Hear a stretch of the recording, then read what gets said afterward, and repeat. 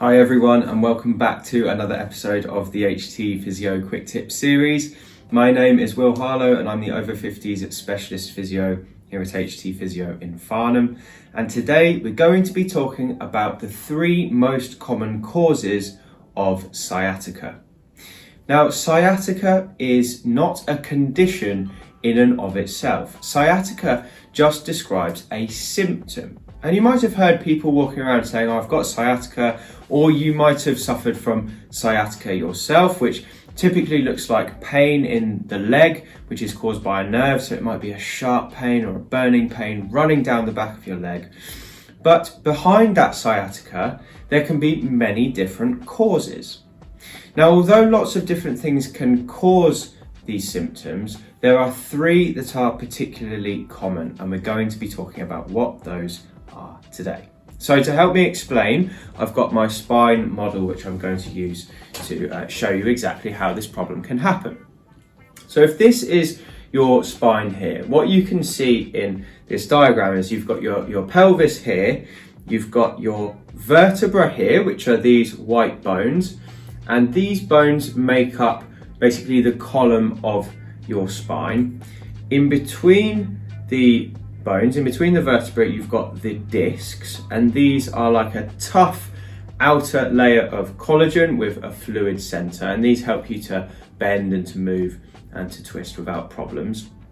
If we turn the spine around, you can see that between each one of the vertebrae you also have a joint, and we call this a facet joint. So these move on top of each other to help the spine move.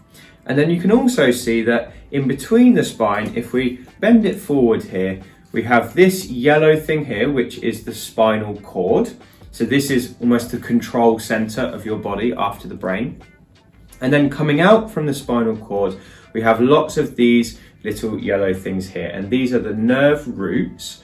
And in this diagram, they're cut off, but in reality, they would continue all the way down the leg and all the way out into the body when we're talking about higher up in the spine.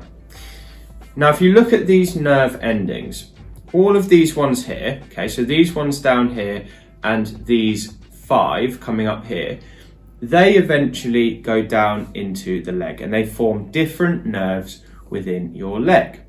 And this one, and these 3 down here, these all become one nerve called the sciatic nerve. And the sciatic nerve runs right down the back of your leg. And this is the nerve that we associate with the condition sciatica. Now, one thing about nerves is that they really don't like to be touched, okay? And typically anything that can touch or squeeze or press on one of these nerves can give you sciatica. So the most common cause of sciatica is a nerve being pressed on or touched. Now, there are many different things that can press on the sciatic nerve or one of the nerve roots in the spine, but there are 3 that are very common. The first one that's very common is something called a disc bulge, okay? And you can see it in my diagram here. So this red jelly bean-like thing here, which is attached to the disc, is just to give you an idea of a rough example of what a disc bulge might look like. And a bulge occurs because the fluid center within the disc starts to push out towards the back of the disc, okay, if there's a weakness there, and it can cause a kind of sort of bulging appearance coming out the back of the spine, which tends to be worse for people when they bend forward, okay? Now, for most people, if they have a disc bulge, they don't even know it's happening because they're often not painful at all.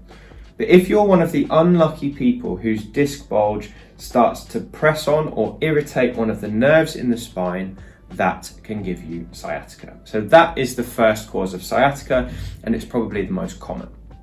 Now, the second common cause of sciatica is a problem with one of the facet joints. So you can see here we have joints between every single vertebra in the spine going all the way up.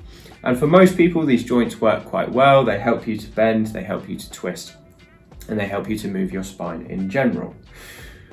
As we get older, as with all of the other joints in our body, these joints can develop arthritis. And again, for most people, this isn't a problem at all. It doesn't tend to cause symptoms.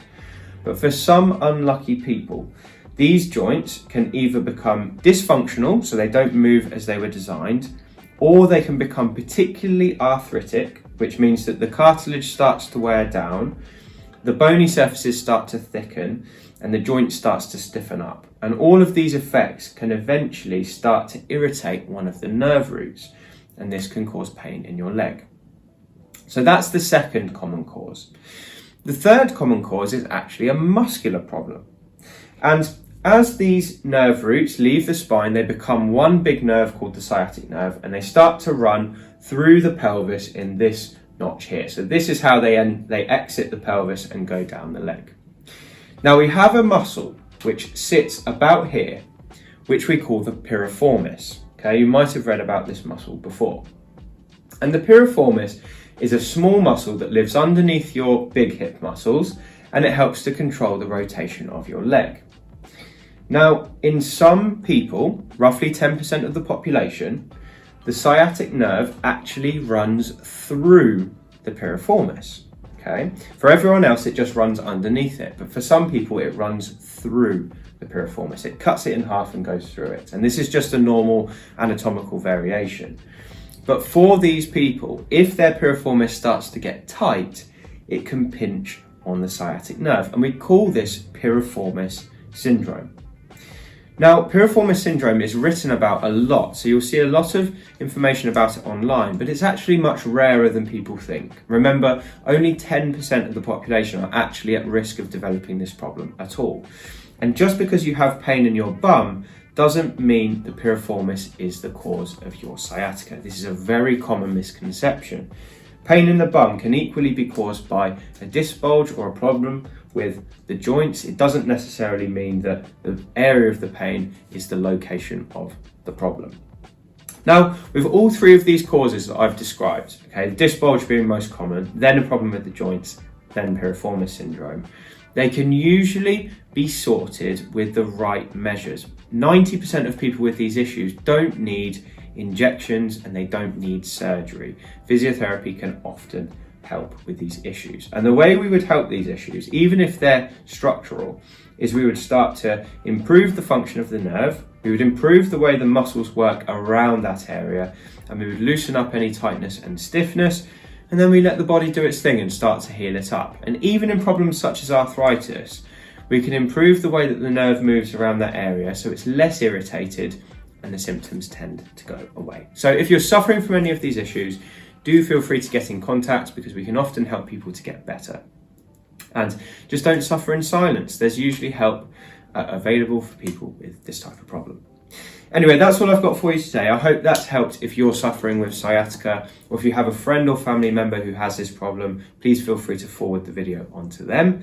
The other thing you can do is you can pick up a copy of my book, which has lots more advice for people with these types of issues. It's called Thriving Beyond 50, and it will give you 78 natural strategies to restore your mobility and remain active in your 50s and beyond.